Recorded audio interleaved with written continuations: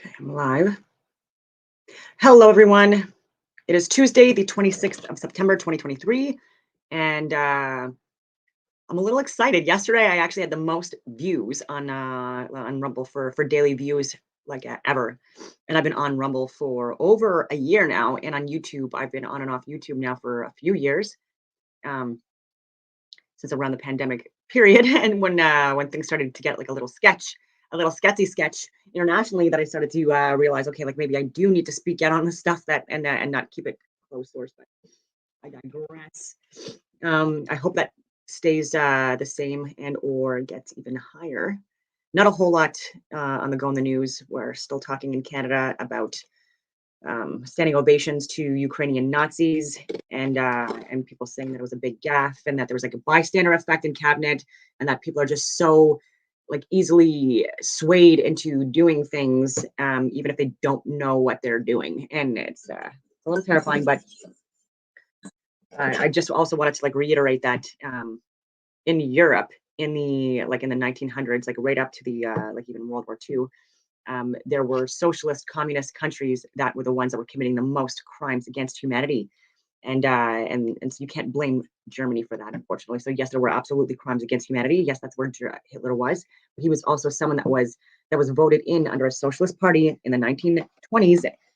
So he built up his minority party in the 1920s, and then in the 1930s he was, the leader of a minority party under the socialists, communists, and then he aligned with the other governing body, and which was the majority, and then that's how he had like the majority rulership over Germany, and then ultimately also over Europe because of everything that was doing, even using churches and like religious sites as tactical and strategic advantages, and having people go in that were not even religious at all and pretend that they were, priests and like all of these other like religious figures, and again these were all lies, and then even letters proving that these people were very much atheist. And so like it begs to question as well, like right now with what's going on in Canada, are we going into the same trajectory as Europe in the 1930s before a world war kicked off, right? And I've been saying this now for the last couple of years. Like a lot of the things that we are doing on an international level are like it's the same things that were exactly the same things that were being done before the wars, before like the world wars. And so why don't we just learn from the past and actually listen to people that are trying to speak out and address key medical, scientific, and government data that's coming out, and look at it, and then pivot from like this trajectory that we're on, like I'm trying to say. And but I don't know, because even after like the Freedom March, with like things that are going on in the education systems, and there are now like people that are woke and or groomers, in my humble opinion, that are trying to say that they're trying to protect kids, but like how are you protecting children, all children, if you're pushing gender ideologies into classrooms at a very young age when kids are very highly impressionable, and it's pseudoscience, and it's not based on facts. So again, like so not only are you like not teaching them properly, but you're also grooming them and or giving them a narrative which they think like you're normalizing antisocial behaviors, essentially what it is, and then you're also grooming children into like before they're even like at the age to go through puberty, so prepubescent. You have them, you want them to take medications and these treatments that reverse any kind of like growth of the of their own like biological like organs and stuff like that, and genitalia. So and this is not okay, right? So laws, there's laws for children where they can't drink or smoke or get tattoos or cosmetic surgeries, all these things. And so there should absolutely be rules and laws against making children permanent sick care patients for the rest of their lives and doing irreversible damage to them before they're even at the age where they even have like the cognitive abilities to make these decisions, right? And I've said this before too. A lot of kids, they're very impressionable, and they even think they're Ninja Turtles sometimes, or unicorns, or like they watch cartoons or whatever, and they want to be like what they see on TV. But you have to properly educate them. And my sister is a teacher, and she's going through like the same issues that a lot of teachers, in Canada are dealing with, because there's teachers that I speak to like throughout, because I am an academic, and there's kids like even in the seventh grade that are not even able to read or write, and that are uh, 4 or 5 level even for the average, and even in the older. So this is concerning. And there's also children now that anyway, even at 14 years of age, never once attended school in Quebec, right? So this is like just like in Montreal area. So this is not in like out in rural Canada or anything like that. That these are cities where there's even children even now that have not even stepped in a classroom. And it's a lot, right? So like, what do you expect teachers to do? So like, there's also like antisocial behaviors. There's more of that because of especially how we responded to the pandemic and stuff like that, and locking people down and the masks and the isolation, and not having proper like schooling, and so this has caused drastic cognitive declines, and kids in school right now in Canada, they are not functioning at the levels they should be, like not even close, and it's terrifying for the future. And so like yeah, and so I would argue, like, why are we putting so much emphasis on grooming children and less emphasis on things that they actually need? They need to know how to read. They need to know how to write. They need to know how to do mathematics. They need to know science, ladies and gentlemen. Like, yeah, oh my goodness. Oh my, and the one, I don't, anyway, I don't want to go on too much of a tangent on that. I've had trans women that were actually like men, jacked men that just like put on a dress and put on some lipstick and then identified as a woman that actually tagged my home and tried to like incite violence on me, like as a woman, because I was saying that women have ovaries and fallopian tubes and a cervix and a womb, and men don't. They have prostates, they have balls, they have like sperm and penises, and this was clearly too offensive for this unhinged individual they had to actually put my life at risk. Like I deserved it to die because of that. I deserved my house to be tagged and people to know my address, men and women, during a time when they were inciting violence, and there was that trans person that actually murdered religious children and teachers at a shootout. And yeah, you don't see these people. You didn't see these people at the Freedom Convoy, right? So like they're just weak, unhinged people that like hide behind like social media. Autumn Rain was his name, by the way. And so if anyone wants to look him up, and yeah, it is what it is. So there's like there's rumors that Trudeau like there was issues with him in India because drug dogs sniffed cocaine on his plane, and that is allegedly why like he was delayed, and they were saying that he was high on cocaine. This is India, like that are saying this. So again, like this is not even true. I don't even know, whatever. But again, there's cocaine and coke, like again, just like Biden, like the scandal just like a few months ago. This is all like just Canada does things like a few months to a few years after the U.S. does it, and it's boring and it's also crazy. But yeah, so people are trying to say that it was Christia's coke because like she's always shaking and like crazy, you know what I mean, and unhinged, and um, so anyway, just funny stuff. And it's always good to try to get humor into situations that are drastic and sad, and um, yeah, so even if it's true or not, like whatever. And even with India, like this again is another narrative too with BRICS, like I've talked about before, with with Brazil and Russia, India, China, South Africa, so many other countries that are now like they're aligning because they do believe that NATO is the enemy, unfortunately, which terrifies me. And Canada isn't set up like we do not have a strong enough military, especially now, especially over the last couple of years. And look at the children now, like the education systems, like even before high school, like we're not setting ourselves up for the future.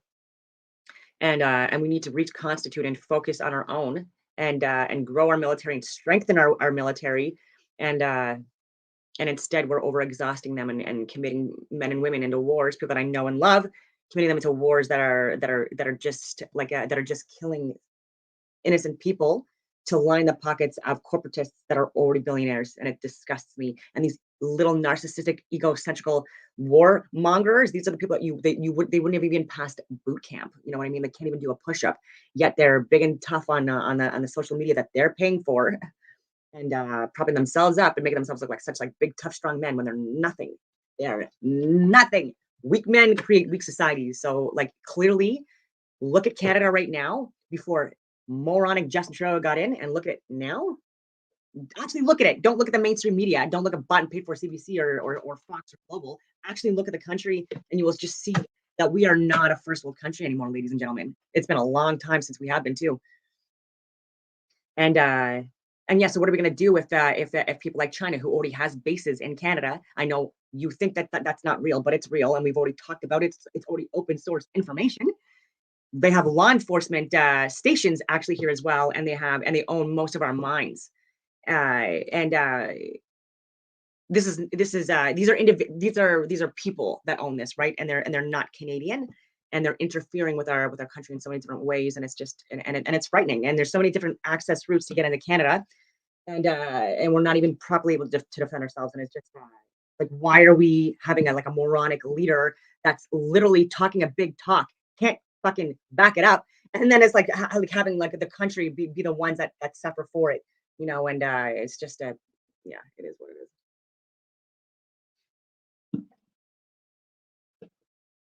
Yeah, I like these comments. Yeah, it's I don't I hope you're wrong, but I don't think you're wrong, because I've been saying this for the last couple of years, and we got to stop like what we're doing, because this is literally like the path that they want us to go on in order to weaken us, like crumble us from the inside out, and then exploit us in the meantime. And the countries that are way too powerful, right? Like China and India. Do you know the population? It's over 1 billion each, right? So that should be concerning, ladies and gentlemen. And then you have Russia as well, which is also like a very large um population, like at the very least, you know what I mean? And geographically speaking, like they are an area of concern, and so is China, by the way, on our west coast, ladies and gentlemen. And yeah, we're just so yeah.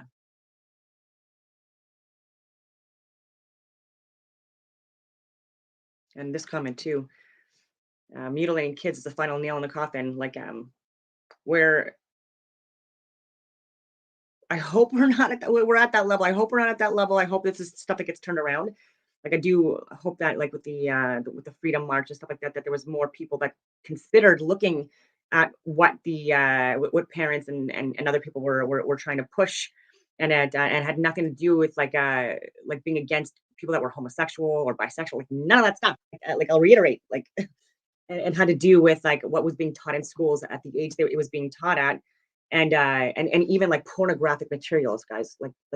Come on. And there are people that are religious, and multiple different religions, right? And it's not your place, especially if you're an atheist. Like, no offense, to criticize, condemn, or attack religious people because they want to live a more moderate, conservative, traditional lifestyle. Because at the end of the day, that's actually people that are probably consuming less as well. They're probably people that are that are more like service oriented, part of the community, um, and uh, and so much more, right? Like they like not people that live in excess, right? Like it's and people that likely like grow their own food more often, or make more home cooked meals, and less like wasting and eating out, and things like that. And so like even for the short and long term, these are people that I don't understand why there's such I do, right? Like I've said this before, we've done this push where we've gone from extreme left to extreme right throughout history.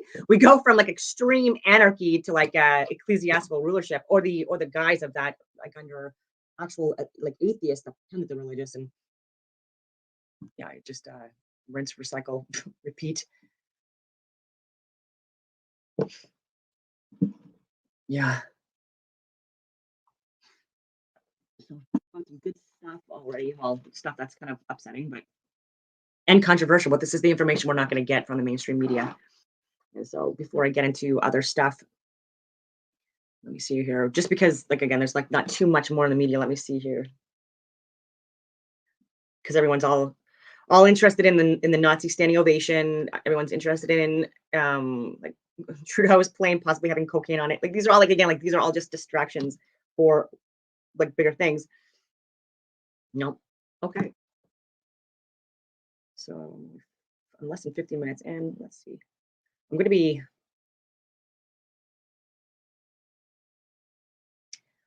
I like this comment too.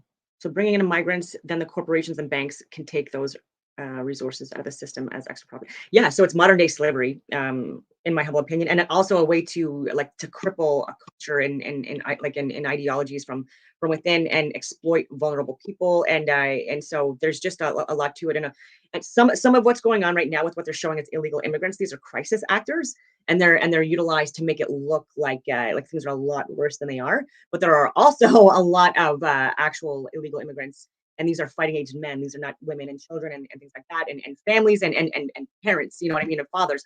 These are fighting aged males that are getting dropped off in areas, and it's a social experiment in my personal opinion. Even what's going on with like that French island where like there was like not a lot of inhabitants, and then a whole boatload of people came in, completely different culture, ideologies, and all that stuff, experiences, different all of that stuff, and there was more people that were brought in and completely took over, and like there's like that they're taking over. There's damage being done to the whole island essentially, and a lot more violence and stuff like that, and people looting and pillaging and stuff like that, and other crimes.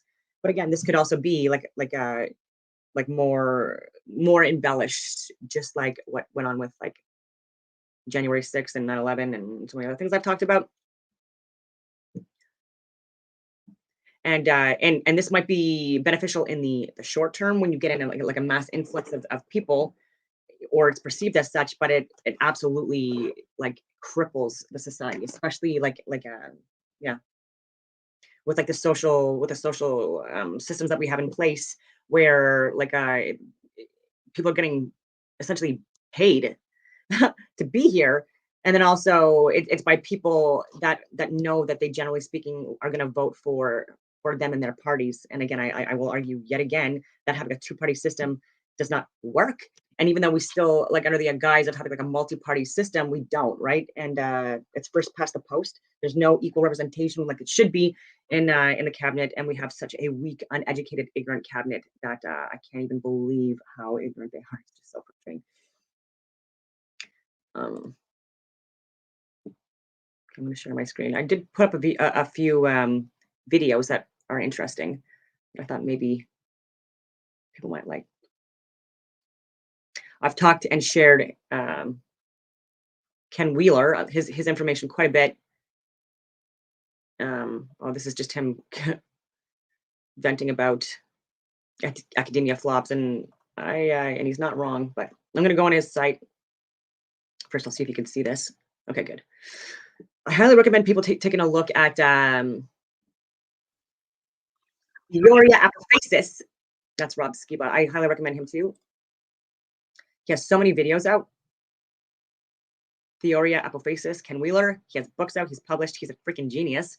And he has like he's also someone that's that talks about hyperboloids and toroidal fields and flat planes of inertia being projected via those, and that we use dielectricity and magnetism in order to like even experience this like this energetic cosmos, whatever you want to call it. Very interesting. And then he also shows experiments with magnets, and so many good videos. And he talks about the Pythagorean theorem and so many other things as well. Oh, hello there. Greetings and salutations. And maybe I'll just go into toroidal fields. Harder than Satan's jockstrap out there. It simply is. A lot of questions keep coming up in live stream. Here's a neat book. I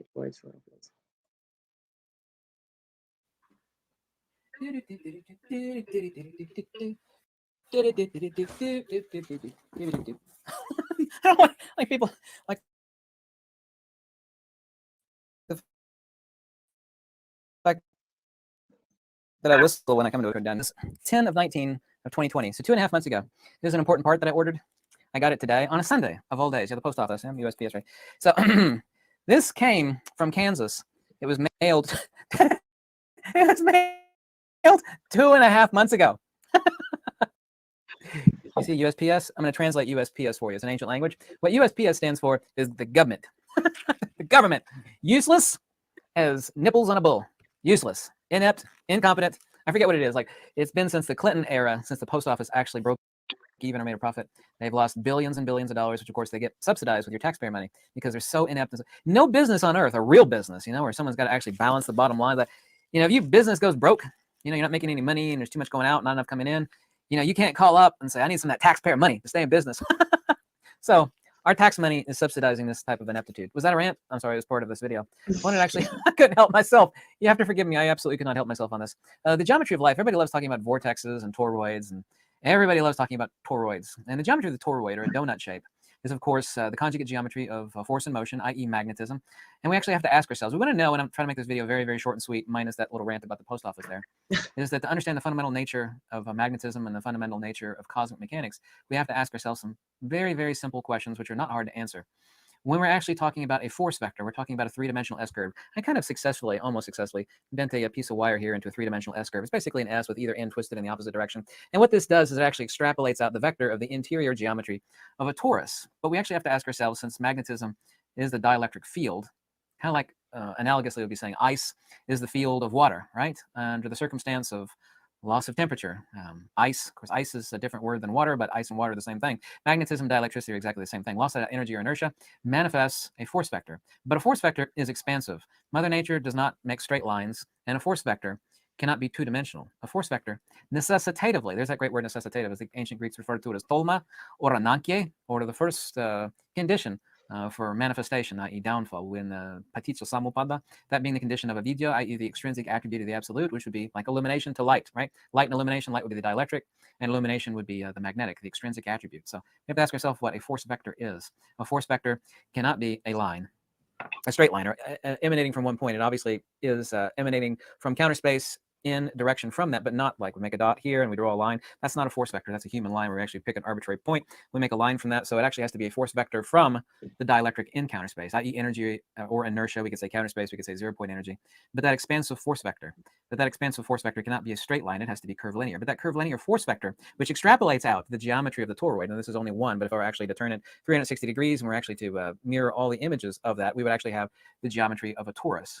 That three-dimensional force geometry, the force and motion that defines magnetism, is the expansive geometry that we call magnetism, which, of course, then is the posterior attribute that manifests space and time. Time, of course, is not a thing itself. Time is only a measure. Time, of course, in every ancient culture is a number 4. And interestingly enough, by no strange coincidence, not a coincidence at all, that number 4, of course, is not in Fibonacci sequence. It's 1, 1, 2, 3, 5, 8, 13, so on and so forth. But that's a matter for another discussion. So the geometry of nature, we talk about a sphere, of course, the lowest pressure mediation of mutual mass acceleration, i.e. a mass. Not this case, which is not exactly a sphere. Lowest pressure mediation is a sphere, but we actually have to see a sphere for what it actually is in the principles of field mechanics, which is the conjugate pair in superimposition. Let's say that again. I don't have a sphere here on the table. Well, I kind of do. I have this golden apple. It's kind of shaped like an apple. It's not spherical exactly, but of course it's shaped like an oblate toroid. But mutual mass acceleration making a sphere.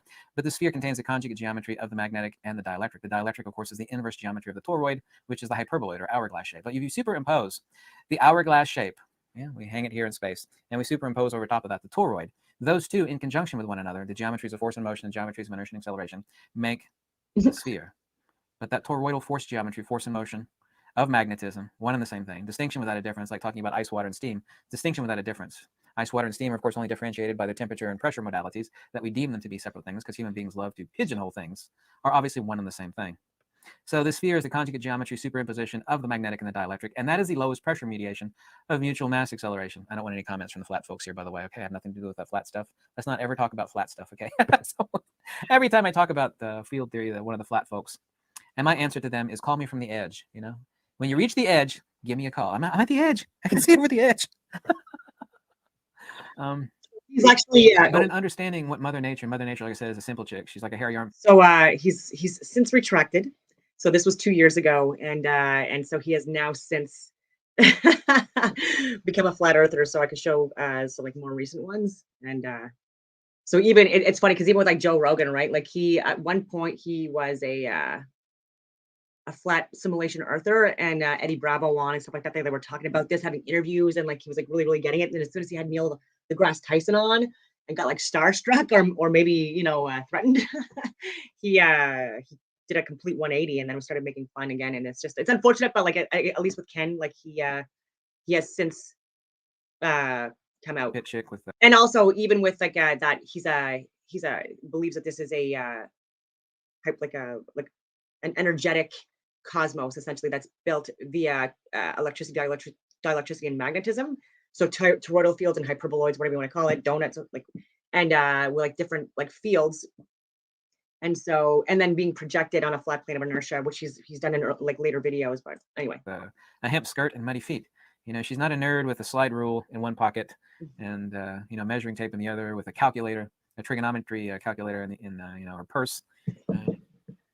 Arithmetic, by the way, is different than math. Mother Nature understands force and motion, inertia and acceleration. That's all she understands. Centrifugal divergence and centripetal convergence. But let's ask ourselves the question. People love to use the word vortex, but I'll never. I can lay down $1 million and say, you love to use the word vortex. Well, yeah, I do.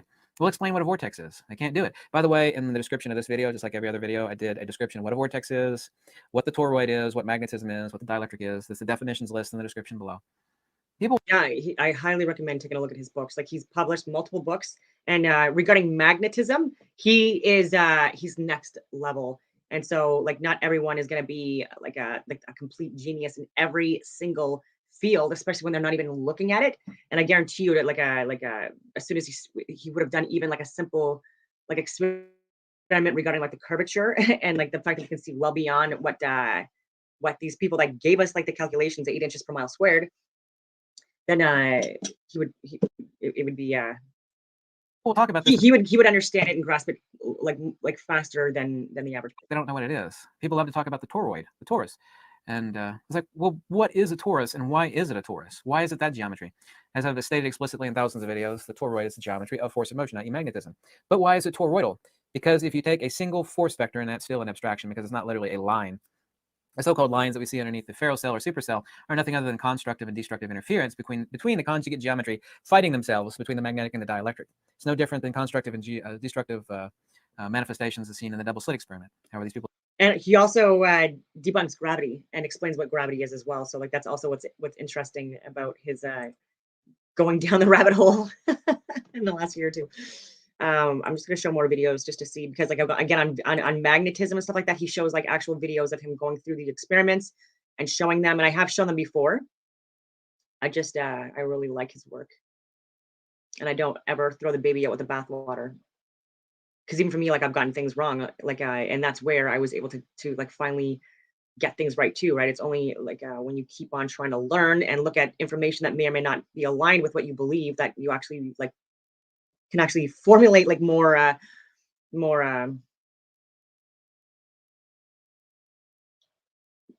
like a belief system, or what do you want to call it, or a knowledge. I don't know.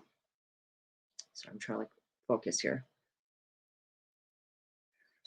Let me see here. Yeah, he does like so many different experiments, and so like this guy, he is clearly brilliant. Look, he talks about Tesla scalar energy and light, and try to see if he actually, because in his earlier videos he does more of the experiments with the magnets, and just like me, he does a lot of videos. Here.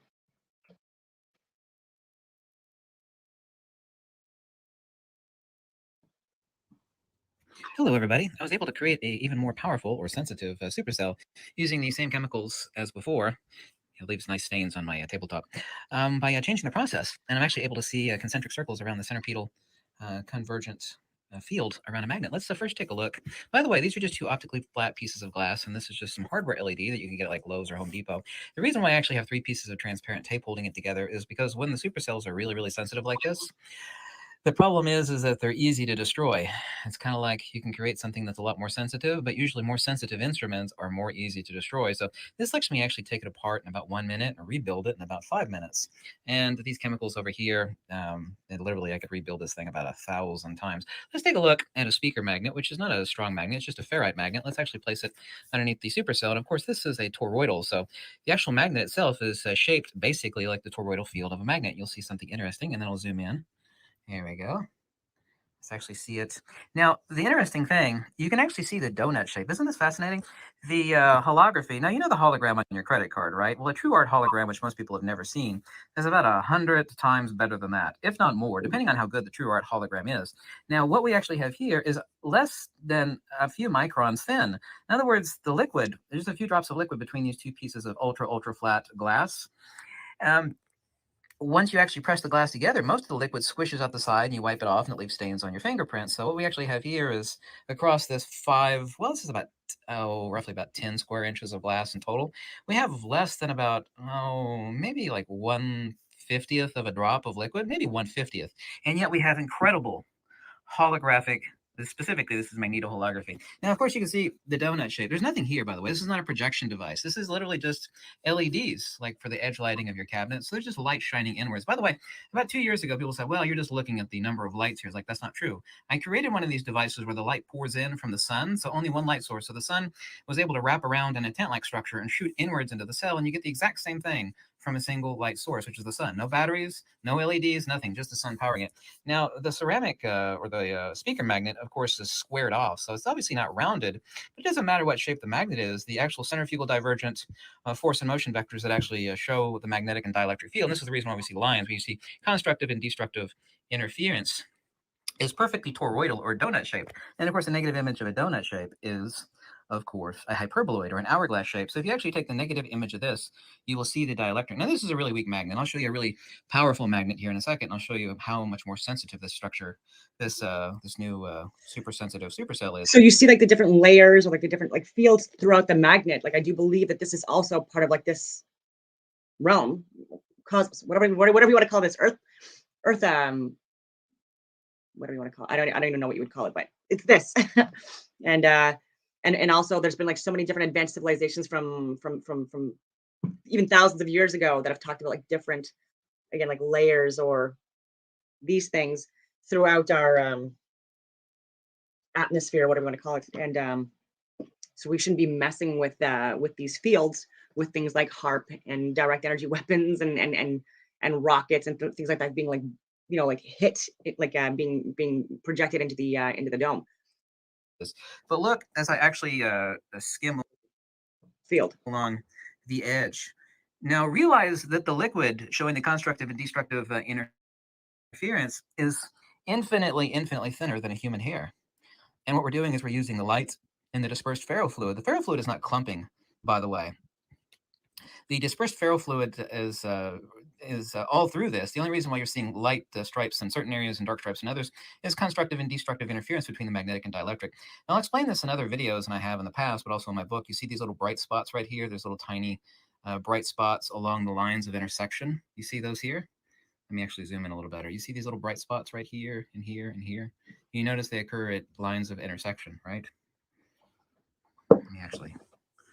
Now, this supercell is so sensitive that I actually have to keep moving the magnet, otherwise it'll burn in. You can see like a light burn in mark. It's not literally burn. I just call it burn because it's so sensitive, the powerful magnetic field. Even though it's a weak ferrite magnet, it's so powerful that it's destroying the supercell. Like I said, that's why I've got it taped so I can take it apart really quickly. Let's go top down. Kind of looks like a black hole, huh? Here you see the hypertrochoid pattern, kind of like you see in a dream catcher. The pattern you see in the center of a dream catcher is a hypertrochoidal pattern. Yeah. Let's actually take the speaker magnet out, and let's do a ring magnets, really powerful ring magnets like this, destroy it rather easy. Let's take this little square cube neodymium iron boron. Okay, let's place it there. And also, too, I could place it on top. Let's place it on top for a second. Okay, there we go. Let's zoom in and do that, huh? Doesn't matter whether I place it on the top or the bottom. The magnetic field penetrates through absolutely everything. Absolutely everything. But let's place it underneath the supercell here. Here you go. Focus. There we go. Now let's zoom in a little bit. I've said this before, but I also like this reminds me of owl eyes. Here, of course, the way the contrast. You can actually see rings along the looks like an owl's face, doesn't it? Oh, this he is said the it. secret of Mother Nature here. This is the actual constructive and destructive interference. Here's one pole, here's another pole. But a magnet doesn't actually have poles. What it has is the inverse of counter space, which is specifically force and motion. It's the centrifugal divergent magnetic field, which of course is not literally being emitted from the magnet. It's literally the ether itself under polarized deformation from the field of the point source singularity that is what defines the magnet. Because the magnet is not defined by what is quantitative, rather by what is qualitative. And I've explained this 1,000 times, and also too, including my book. I'll show you one pole of the magnet here. Let's zoom in. Sorry about that shaky video, but if I zoom in here, you can actually see little concentric circles in the middle. Now you notice how small the black spot is. Of course, where it's black is a dielectric. This is constructive and destructive interference between the magnetic and the dielectric. This is literally the lotus blossom. It kind of looks like a lotus blossom, doesn't it? But specifically from up above, it looks like a dream catcher. It's a hypertrochoidal pattern of constructive and destructive interference. So it was the interplay between magnetic and dielectric, because magnetism is the dielectric field. Let me give you the perfect analogy and this is disruptive to. Yeah, so that's why I say like electricity, dielectricity, and magnetism. I specify dielectricity in there as well, even though it is the absence of The supercell uses really powerful yeah. N60 Gauss magnet. People don't understand that actually a more powerful magnet actually has a smaller spatial magnetic field. The reason being, and the only kind of good analogy I could come up with for people would understand it in their brains is that when you amp up one thing, you also amp up another. So you can't actually make a more powerful magnet without creating a more powerful dielectric field. And by creating a more powerful dielectric field, and this is kind of like the cheap man's version of a black hole, is literally the center black portion will be huge on this really, really powerful N60 Gauss neodymium iron boron. Also, too, the spatial field is smaller. This is why people buy really powerful magnets. They say, I don't understand. I bought a really powerful magnet, and I think I got screwed because the spatial field around it. In other words, you have to get a lot closer to a piece of metal to feel the quote-unquote attraction. And by the way, there's no such thing as magnetic attraction. It's dielectric acceleration. Magnetism is by definition and denotation force and motion. Let me actually, there we go, move it over here, and I'll show you how big. See how huge the black hole is, or the black section of the dielectric portal is on this powerful magnet. And also, too, you can see, if I can get a little bit better focus, the concentric circles. You actually see shades. It goes from black to dark red to orange to lighter orange to almost yellow. This is the magnet that will very quickly. Also, too, you can see these bright points right here. You see that? You see how quickly it's destroying the cell? This is what I mean by burn-in. It's not literally burnt. It's just literally causing. This is why I have to take the supercell. Almost like an engravement, like melting into the actual glass itself. Like that's how extreme it is, and that's why, like, even with the sun and the moon, these luminaries, I do believe that they are also heavily influencing. Oh my God, like everything. Part when you use Not just really powerful magnets. But let me move this cord over a little bit. Sorry about that. There we go. This is all in real time. Like I said, this is not a projection device. There's nothing being fed into this. There's nothing inside this black casing other than 2 pieces of glass, a 50th of a drop of liquid, and these Lowe's Home Depot LEDs, which are shooting light into the cell. And if I get really steep on it, you can actually see the holographic nature of the cell. I can't leave it sitting there for that long because that I'll just have to rebuild the cell. That's no problem. Let's save the best for last.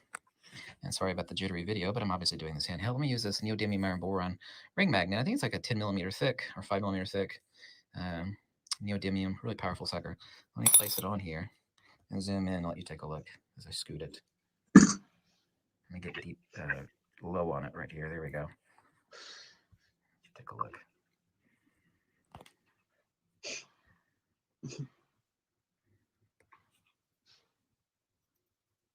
I'm obsessed with these videos. See, there's nothing in the middle of this magnet. He's got a still few. See the dielectric portal, this little black spot right here in the middle, hovering where nothing is. Magnets, by the way, do not accelerate towards one another. What they do is they accelerate towards the lowest pressure mediation of a dielectric acceleration. Let's actually place the ring magnet underneath the supercell and show you what it is. Let you take a look. Okay, let me zoom out a little bit. Yeah, this ring magnet will quickly fry this supercell. It's already frying it, actually. I'll lift off of it. You can actually see the burn marks. It's only about 5 minutes to rebuild it. And the liquid doesn't cost anything. Not really. Since it only takes a few drops to build one, big deal. It's like rebuild it. But look at the magnetoholography. If you actually had this in your hand, you'd be surprised. Now look at this. If I get it on a steep angle, even though you don't have this in your hands and you can't see what it is I'm talking about, look at the holographic depth. You actually have this trough, sloping towards this null point where the entire, and of course the magnetic field of the ring magnet is the exact same geometry, even though larger and more perfect. They're both toroidal. The ring magnet, of course, is a toroid, but the magnetic field is also a toroid, and that's actually one of the reasons why ring magnets destroy supercells so quickly. So I highly recommend, even if there you see. Even if you don't understand everything he's saying, because I get it, right? Because there's been times where I've had to look at a dictionary and try to understand it. Like in the beginning, I'm mostly joking, but like he does. He's very scientific. He's very very smart. And so a lot of the stuff he says, like, it could be lost on people. But the stuff that he shares with like the magnets and stuff like that, and he makes like all these different experiments. And he's the one that was also doing like the grounding tests where he would go like even barefoot, either on the grass or on concrete, or put shoes on, and then it would show like the electrical currents and flows within our bodies, and how it's drastically lowered when you are barefoot or you're wearing shoes that don't have like that rubber, or like that sole that's like that's making that's disrupting the connection with the earth. Because if we are like we are, it's not if we are electrical magnetic beings, and our currents shouldn't be as impacted as as they are. And it's things that we can do on a regular basis, even just like walking outside your front yard, right? And like just standing and looking at the sun during like a sunrise or sunset, and like again grounding yourself, like even with your palms like up, and I know that sounds super weird, but like this is a way again where we can like charge our batteries and um and things like that. So show you a another video, just so you're not listening to my voice the entire time. Let me see here. There's so many I could like. I get so like obsessed. Oh, actually, no. I'll show you. See, like I want to show you cycloids now. Like what a cycloid is, because like then it shows too, like with the ecliptical path of like of the sun that it takes, that that's a like it's based on a circular cycloid path. And anyway, and so there's that. That's very, very interesting. And so I'll stop sharing that. I have to go individually and add, and so it'll be a little too time consuming. I'll show you a sinusoidal wave. This is why I'm single. Oh my goodness. Wait, let me see here. What comes up for this?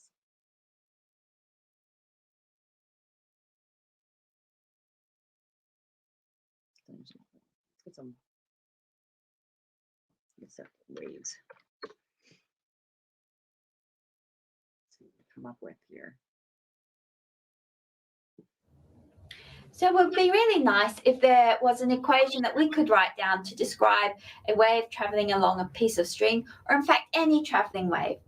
It turns out that there is such an equation, and it has a sinusoidal form. So I'll be showing you this equation very shortly, but let's first of all just discuss why the form is sinusoidal. So there's a couple of good reasons for this. One reason is that these waves are often generated by objects which are undergoing simple harmonic motion. Objects undergoing simple harmonic motion naturally create waves with a sinusoidal waveform.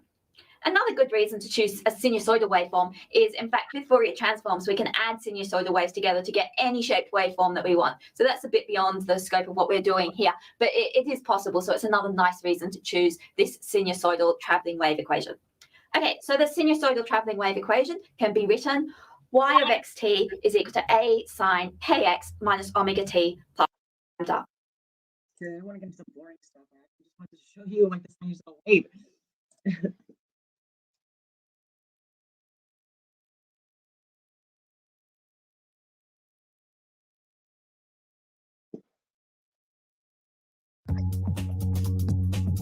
Any restrictions related to the shape of the waveform. Square waves and triangle waves, for example, can be AC signals. However, sinusoidal signals, or sine waves, have a special place within the AC category. This diagram conveys some important characteristics of sinusoids. Sinusoidal signals are smoothly varying. And it's cycloids or circles, and so like when you the rate at which the amplitude changes, we call this the slope, is not constant and actually varies in a sinusoidal fashion. Sinusoidal signals occur in repeating cycles, and the number of cycles in 1 second is equal to the frequency in hertz. Real-life sinusoidal signals have amplitudes that vary with respect to time. However, we can also describe the horizontal progression of the signal using degrees, with a full cycle corresponding to 360 degrees and the halfway point at 180 degrees. We can mathematically generate a sinusoidal signal by means of the sine function or the cosine function, frequency in hertz. Oh, it makes me like I still okay. So that's not as interesting as I wanted it to be. I haven't looked at these ones in advance, but I want to show you a good one about sinusoidal waves.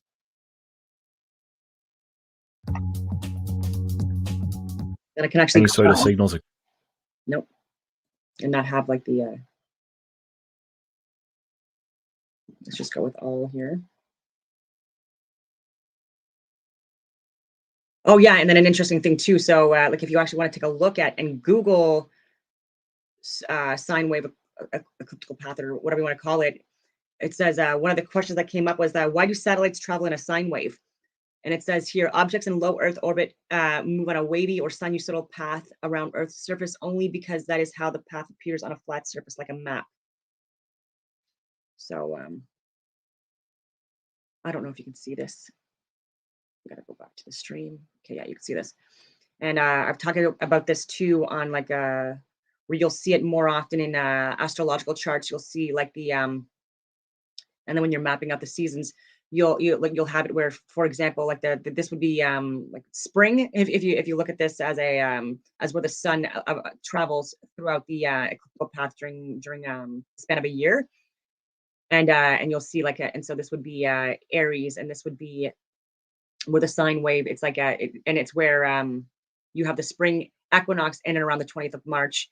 And again, like when it goes into Aries, and equal amount of day and night. And that's all I really need to say about that. And then the sun travels up, and then when it gets to its highest point, that's in and around like the 20th of June timeframe in when you're going from Gemini to Cancer. And then it starts, it's oh yeah, and that's when there's also like more there's longer days than there's longer sunlight during the day. It's the longest amount of daylight, and the least amount of darkness throughout, especially in North America, throughout our seasons. And then you keep on traveling down, and then you get back to, so then you're getting into the spring equinox, which we just had here like a couple of days ago on the 23rd of September, going from Virgo into Libra. And this is where, again, we have the like the fall harvest, whatever we're going to call it, but there's equal amount of days, there's equal amount of daylight and night. And then, like, as it travels, it goes to its lowest point. This is going in from around the 20th of December, where we have the winter solstice. It's technically the 21st of December. We have the winter solstice, and where we're going into winter, and what we have the longest amount of night and the shortest amount of sunlight. Essentially, we have the shortest amount of sunlight, and that's the path that it takes in the sky, like where it lands, which is very interesting. So I will stop boring you with this stuff that was probably excruciatingly painful, and then I'll just share another video that like I actually haven't taken a look at this yet, but a lot of people ask me about satellites. NASA. And we're not stopping there. Not even the sky is the limit.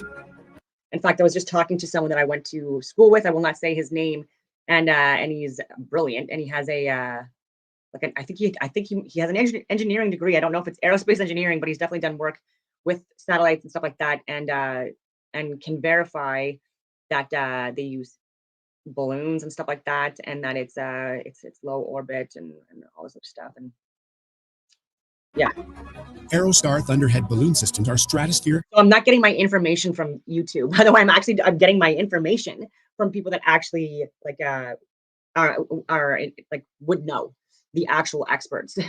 Platforms that can be rapidly deployed to areas of interest from a wide variety of locations. Utilizing Aerostar's Thunderstorm command and control mission planning tools, a flight path is determined to optimize point-to-point navigation. Navigation is achieved by leveraging directional wind patterns in the stratosphere at altitudes 50,000 feet and above. After arriving at an area of interest, Thunderhead balloon systems offer network persistence for up to months at a time. Filling a significant capability gap, Thunderhead balloon systems allow for rapid integration of diverse payloads and sensors, serving a wide range of missions.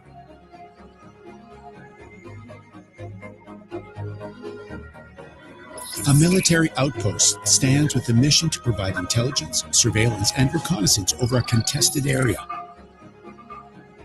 Aerostar's Thunderhead balloon systems provide a cost-effective and low-risk platform for ISR capabilities at altitudes above traditional air threats.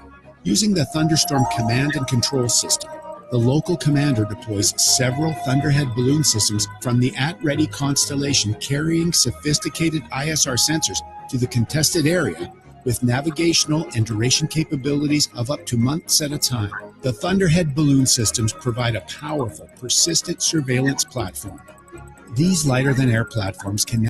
So that's why I was saying when that Chinese balloon like came, I was saying this is like a Chinese satellite. I'm like, it's possibly a freaking spy balloon, or whatever you want to call it, or it could be even like an American one and blaming it on China. Who knows? And but navigate and hover over areas of interest at altitudes unattainable by traditional. A lot of these satellites they crash land in like it's mostly in the ocean because like we have a lot of ocean and that's where they try to plan it to them to crash. But they have also crashed in remote locations where there's actually been indigenous tribes like that actually were able to call in people from like local authorities from like the closest freaking village in town or whatever and get this information out there for you and I. There's a playlist and so I want to just go through. At least it's supposed to be a playlist.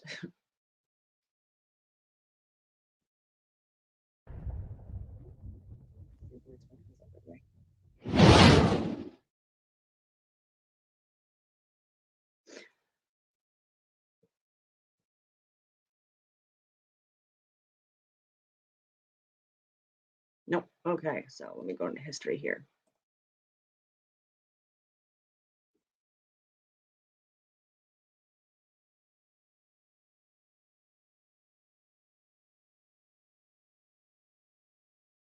We'll go on my Discord because at least I shared it there as well.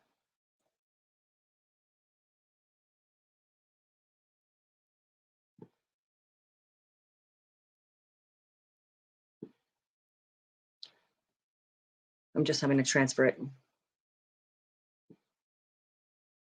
into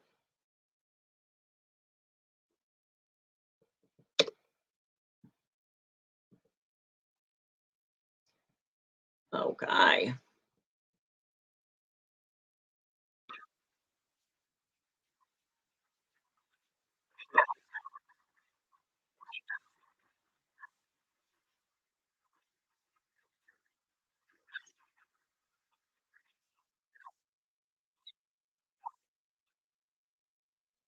Aerostar Thunderhead balloon systems are stratospheric platforms that can be rapidly deployed to areas of interest from a wide variety of locations. Utilizing Aerostar's Thunderstorm command and control mission planning tools, a flight path is determined to optimize point-to-point navigation. Operating 24 hours a day, numerous nations maintain a network of Loran transmitting stations to service the major shipping lanes. There are a pair here, for example, Sisconsit and Bodie Island. One is known as the master station, the other is the slave. For a moment, consider these two stations operating as a synchronous pair, simultaneously emitting short pulses of radio energy. Leaving both shore stations simultaneously, a pair of pulses travel out into space, in all directions, at a constant speed, roughly 186,000 miles per second, or the speed of light. Plus, the pulse from the closer station will reach the ship an instant before the pulse from the other station. The Loran ship board gear measures this difference in time of arrival in millionths of a second, or microseconds. It simply determines how much longer one pulse takes to reach the ship than the other pulse.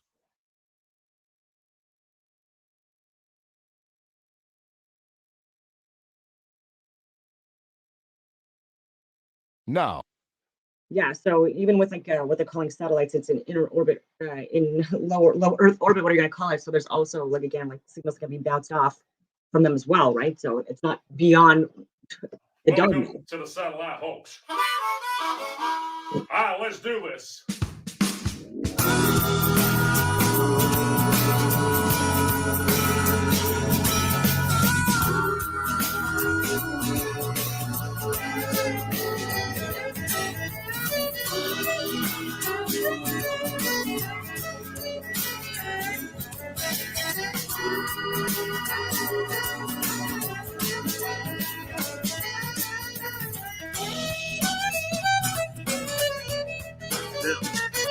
Well, I know it's a really hard pill to take when somebody says that satellites can be fake. But don't you find it a little suspicious that you can't find any real satellite pictures? It might be hard to believe, but maybe we're all being deceived. Yeah, maybe. What's up? Well, if you think you've seen one up in the sky, you can't see it with the naked eye. Because a satellite is about the size of a car, at least 300 miles away. You can't see that far, whatever those dots are to move in the night. I'm telling you, there ain't no satellite. Welcome to the satellite, folks. Just another one of them NASA jokes. You get 5E, a picture of a satellite. We're not bringing up a bunch of that CGI. Just a bunch of cartoons all over the place. When I search satellites in space. Yeah, type that phrase into Google, folks. Let me welcome you to the satellite, folks.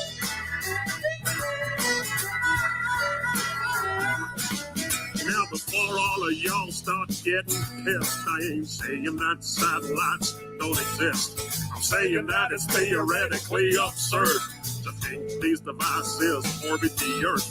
Cause I've seen them hanging from big balloons. Even Google's doing it too now, man.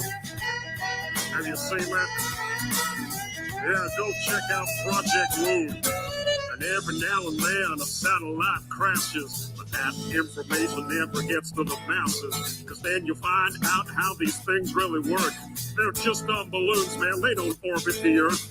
Cause once upon a time, one crashed in Brazil with the balloon attached to it still. Welcome to the satellite, folks. Just another one of them NASA jokes. You get 5E, a picture of a satellite. We're not bringing up a bunch of that CGI. Just a bunch of cartoons all over the place. When I search satellites in space. Yeah, type that phrase into Google, folks. Let me welcome you to the satellite, folks.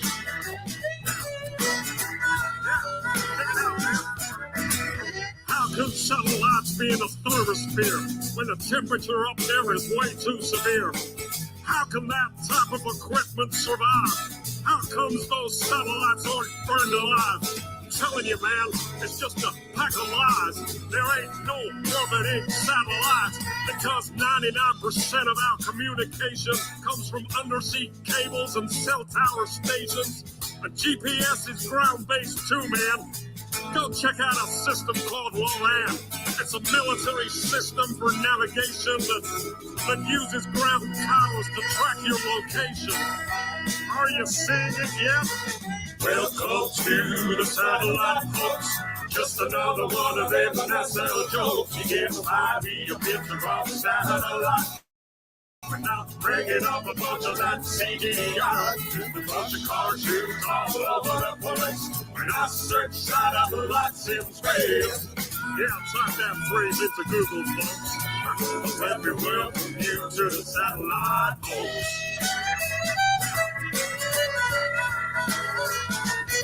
You see, Tesla figured out how to communicate without the need for satellites in space. It's mostly ground-based towers, you see, and that's how you get your satellite TV. They've monetized what Tesla made for free with their fake satellite industry. It was Arthur C. Clarke that theorized these things, the sci-fi boxes with solar wings. Another Freemason, it's no surprise. They make science fiction and they monetize. They've stolen Tesla's technology, and they get you to pay for your TV. Are you seeing it now, people? Welcome to the satellite, folks. Just another one of them NASA jokes. You give 5E, a picture of a satellite. We're not bringing up a bunch of that CGI. Just a bunch of cartoons all over the place. When I search satellites in space. Yeah, go type it into Google right now. And let me welcome you to the satellite, folks. So next time you see a photo of the Earth from space, look for satellites. You won't find a trace. Wow, they must have disappeared, I guess. Can't even see any from the ISS. If you want to have yourself a little enjoyment, go watch a NASA satellite deployment. Oh, man. Let me welcome you to the satellite, folks.